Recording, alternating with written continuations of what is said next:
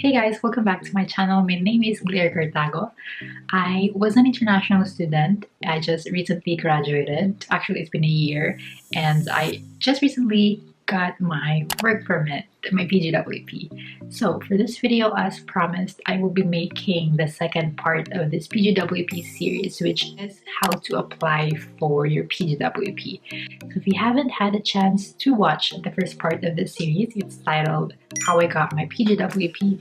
I just shared my experience from the day that I applied to the day that I got my application, and in between, how I got delayed, why was there a delay, and how I was able to fix it. So yeah, it's gonna be in the description box below. Okay, so for the first part of this video, I'll be talking the basic stuff like what's PGWP, eligibility, our requirements, those kind of stuff, really quick. And for the second part, that's where I will be guiding you all through it, from creating your MyCIC portal to like answering your questionnaires, what else, document checklist, to the uploading of the documents and paying your fees. So after this video, there's going to be a part 3, 4, and 5, I think. Definitely for the next part, I will be guiding you on how to fill up your IMN 5, 7, 10, which is a very important document for submitting your PGWP.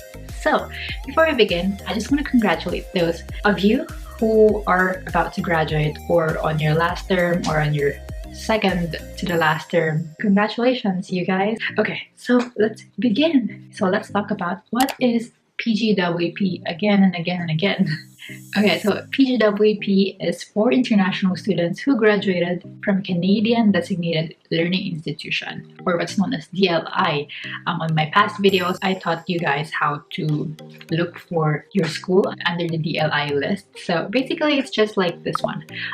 Go to the link that will be on the description box below, search your province and that certain school. If it shows up, then that means it's on the DLI list.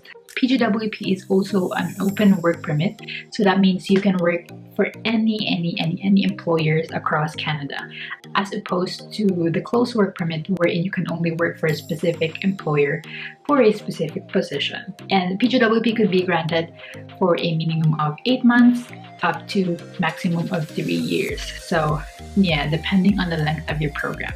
Now let's talk about the eligibility of the PGWP. So the first one is you must have completed a program of study that lasted at least 8 months and led to a degree, diploma, or certificate. So the second one is you must have studied full-time each academic session, which excludes scheduled breaks such as Christmas break or summer break, with 2 exceptions. First one is you studied part-time in your final academic session only, and you took an authorized gap in studies for less than 150 days. And the third one talks about the major requirements for this PGWP application. So you must have received a transcript and an official letter from the eligible DLI confirming that they have met the requirements to complete their program of study. So again, in this third requirement, they mentioned the official transcript and the letter of completion, which we will be talking about later on in this video. So having said that, let's talk about the requirements. On the screen right now, you're seeing the document checklist that was required for me for my PGWP application. Now this varies depending on how you answer your questionnaire, which we will be going through later in this video. But depending on how you answer your questionnaires, they might have an additional supporting documents for you. For example, in my case, I am single. I don't have any family members here in Canada that I want to come with me. So this is what my application looks like. So for those of you who, for example, are married, this is what your application might end up looking like, with additional marriage certificate for supporting documents. So it really varies, but basically this is what it looks like for the majority of us. Now this includes but not limited to the following. So on the first section, you will see application form IMM 5710, which I will be discussing again on the part 3 of this PGWP series. Okay, so we have that, the application form, and for the supporting documents, we have 4 items here The first one is the TOR, or the transcript of records. The second one is the completion of letter, or known as letter of eligibility, letter of completion, or completion of studies letter. So those two are the major requirements, and those two requirements will be coming directly from your school.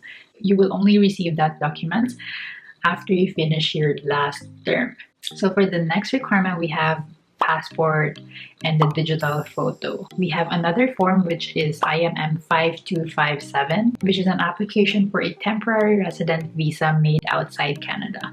And the last one is the client information, or known as the letter of explanation. So in this letter of explanation, you will include any additional information that you weren't able to include in, for example, in your form IMM 5710. So for example, you want to explain why you have a different name before than what you have right now, those kind of stuff. So that is where you will be able to put those additional information. So now let's talk about the fees. Mainly for majority of you, you will have to pay 255 Canadian dollars. So the breakdown for that is there's $100 for open work permit fee and $155 for work processing fees. And for some of you, you may have to add another $85 for the biometrics fee. Now, a lot of you probably by this time probably have done the biometrics thing. The reason why it was actually asked from me was because I came here back in 2018, where during that time there isn't this biometric before, so I haven't really done this. I think this was required, when was it? December 3, 2019. So for those of you who will be applying after that, basically you will be required to do the biometrics, and it is valid for 10 years. You won't get asked for it for your PGWP now. But in my case, the $85 was refunded because last year, you know, the COVID. So the processing time, again, it varies. There's no fixed processing time for this. But as today, for work permit from inside Canada, online is 73 days, paper is 73 days, but it doesn't really necessarily mean that it's like exactly 73 days. Oh, by the way, this link will be on the description box below, or you can just search on Google, check processing times Canada, and it'll show up. Anyway, last year, back in 2020, I applied around, when was it again? May 2020, I think, if I'm not mistaken, May 2020. And during that time, it was showing on the website around 89 days or something like that. But then it took more than that. Also, some of my classmates last year also got their approval for like 10 days or 2 weeks, because I think some of them already did the biometrics. I also have a couple of friends here.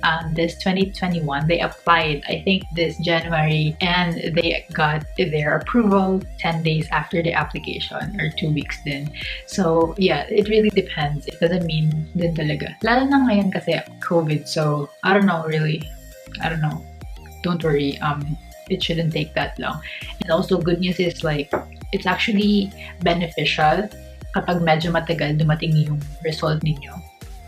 Kasi by the time that you applied for your PGWP, you can start working full-time, and that will count towards your work experience para pag-apply nyo ng PR. Ayan, ito na. Sa how to apply na tayo, guys. So in this part, I will be teaching you, or I will be guiding you how to apply from your MyCIC portals within Canada.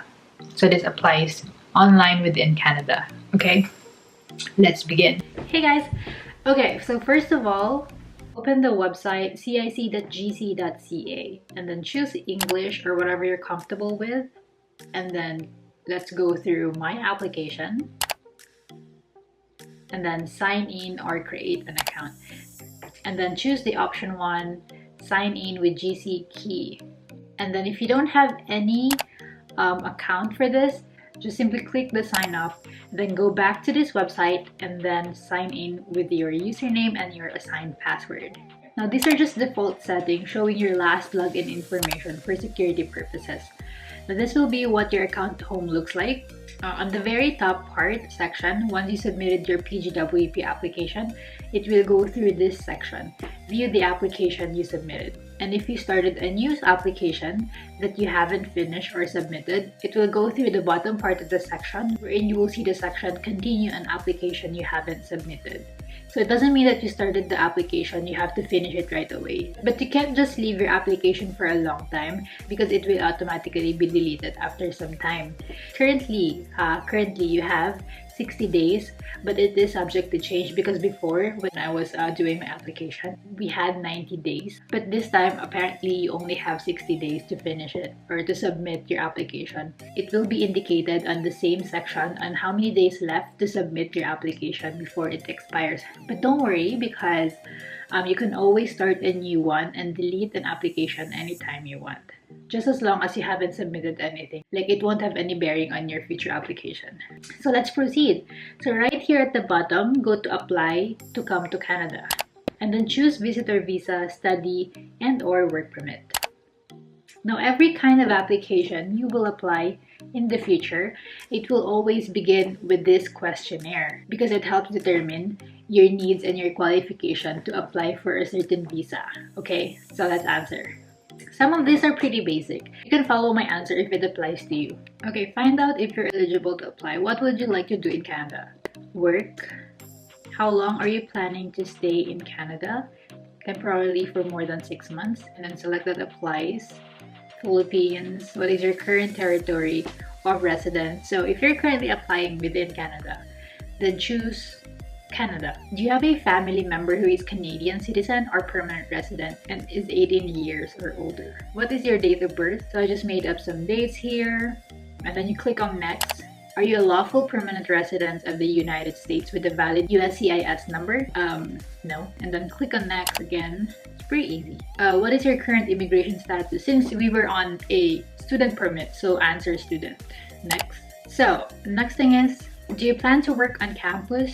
The answer is no.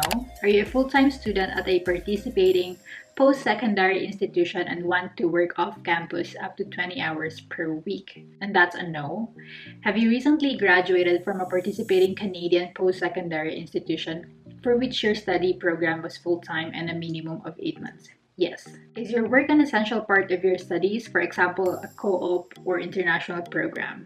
No. So you're applying for work permit, not a co-op permit. Have you been told by an Immigration, Refugees and Citizenship Canada office that you are approved in principle for permanent resident in Canada? No. Have you submitted a permanent resident application in Canada? I have not, so it's a no. Do you have a written job offer? No. Do you have an official letter from your school that confirms you've completed your program as well as a copy of your final transcript? You should always answer yes because this is one of the requirements, because by the time you're applying, you already received it, right? So what is your marital status? Single, never married. What is your province of destination? Well, I'm currently in British Columbia and will be spending most of my time here. So this is the result. So based on the questionnaire and based on the answers that I gave, this is my result. So according to them, the results below indicated whether you may be eligible to come to Canada. So these two are the things that I am eligible to apply for. The first one is the TRV or the Temporary Resident Visa. The second one is the Postgraduate Work Permit in Canada. So that means in Canada, I'm applying inside Canada. So that means I can either apply for TRV or Postgraduate Work Permit. But in this case, I will be applying for PGWP first because it says here on the TRV that if your work or study permit is expiring soon, please renew your study or work permit first. So after your PGWP, that's the only time that you can apply for your TRV if you received your PGWP already. So just click on continue for the PGWP. And then this is create your personal checklist, read everything just so you're informed. And there's a very important note here that says do not submit multiple applications for the same service in an effort to speed up your application. That means if you have already submitted one PGWP application, do not submit more than that. Kasi parang if you're thinking that I'm gonna submit 5 applications just so they could see it and probably they could, expedite my application, then you're wrong because it's only gonna make things worse and you might get refused because of it. And then hit on continue. And here we are. You have an official letter from your school that confirms you've completed your study program as well as a copy of your final transcript. So in here, they're asking you if you have received 2 things from your school, which is the major requirements from your school. Official letter that you have already completed your program, and the second one is the transcript of records. Obviously, you have to say yes because otherwise you really can't apply if you don't have these two things. Then hit on next. Have you had a medical exam performed by an IRCC authorized panel physician within the last 12 months? No. Have you lived in a designated country or territory for more than 6 months in the last year? I have not, so it's no for me. So do you want to work in one of the following jobs? I think this is about in a medical field, so I'm not working in those fields, so no. Do you want to submit an application for a family member? Are you giving someone access to your application? No. This is my application, so next. In the past 10 years, have you given your fingerprint and photo or biometrics for an application to come to Canada? I have not, actually, because I came here back in 2018 where during that time they didn't really require biometrics and stuff, so I haven't done this. So I answered no, but for the sake of this video, which for the majority of you have already done their biometrics, by this time you probably already have your biometrics, so yes. There are fees associated with this application. Will you be paying for your fees or are you fee exempt? Yes, I will be. Are you able to make a digital copy of your documents with a scanner? Yes. Will you be paying your application fees online? Yes. So you have to pay using your credit card. So this is the review your answer portion. In this part, make sure to review all of your answers. So this is your chance to change some of your answers if you think they're wrong. Just click on like a pencil icon and then you can go back to that and change your answer. So hit on continue. And here we are at the submitting of your application portion. They basically summarize everything here, or just like some of the tips that you have to do. So step 1 is use your account, step 2 save your application, and step 3 is upload your documents. As you can see, here are some guidelines for your documents. So make sure read everything that's on here. So for example, for this one, they gave a guideline in submitting your documents that the maximum size for each file can only be 4 megabytes. So they accept this file formats such as PDF, JPG, TIFF or PNG, doc or docx. So make sure to read these things. And then step 4 is pay your fees. So after you pay your fees, as you can see here, once you have paid your fee, you will receive a payment confirmation page. When your payment has completed processing, you will receive a message with your confirmation number and a link to your payment receipt. You should print this page for your record. So it's very important to read, okay? But once you log in, you will always see this page. So don't worry if you missed that out. If you hit continue, you will be here. Okay, so this is kind of like the final page. So it's called your document checklist. So according to your questionnaire, this is what you need for your PGWP application. So this is what it looks like for me. As you can see, this is what I've shown you on video, and in here it's asking me for the application form IMM 570. If you click on that one, it will download the form, and as you can see in the supporting documents, we have TOR, which is, as you can see, required completion of studies letter, the passport, digital photo, and then we have the optional documents, which is the IMM 5257, and then the client information, are known as the LOE or letter of explanation. And at the bottom part, you can see the fees. So we have 2 fees, the work permit, which costs $155, and the open work permit, which is $100. In total, you can see here at the bottom, it's $255.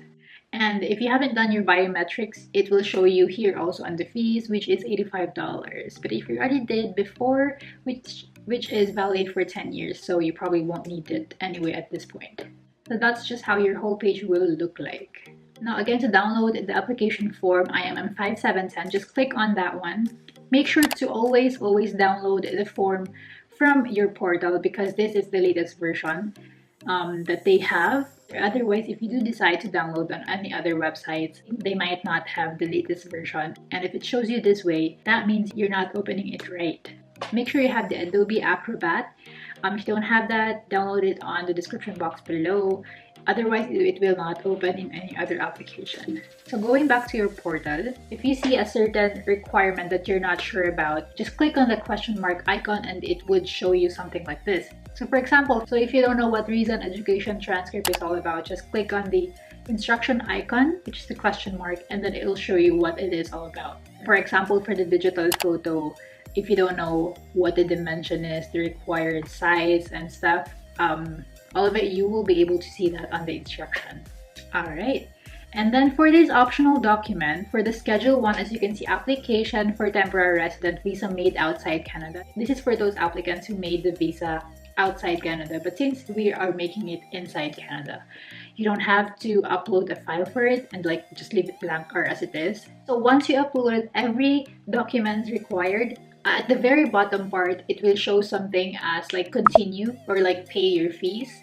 That means you can now pay your fees because you've already submitted everything that is required. If your payment goes through, it'll show a payment receipt, which is something that you have to save just in case for the future. And after that, your homepage should look like this. So as you can see, the section view the applications you have submitted. You can see an online application with your application number, your name, the date you submitted, your current status, messages, and action. If you click on the check full application status, you should be able to see more information regarding the application you submitted. And every now and then you will receive an update for your status, which will be available here, and also messages that you can read inside your portal, such as the confirmation of online application transmission. That is something that you will receive once you submitted your application and your payment. In my case, I did receive biometrics because I haven't done that. Also, if you got approved, you will receive this in Canada approval letter, which is not really the legal document, but it's just stating that you have been approved, and then days after that, you will finally receive your PGWP. Yeah, that's just about it. Alright, okay, I know that was quite a lot to take in, but if you guys get confused, just go back to where it is, kung saan kayo na confused. I hope I made it easy for you guys to understand what was like how it is done. Pero yeah, that's just about it, you guys. Thank you so much for watching this video. I hope you find this very helpful. But again, just a disclaimer, all of this is just based on my personal experience.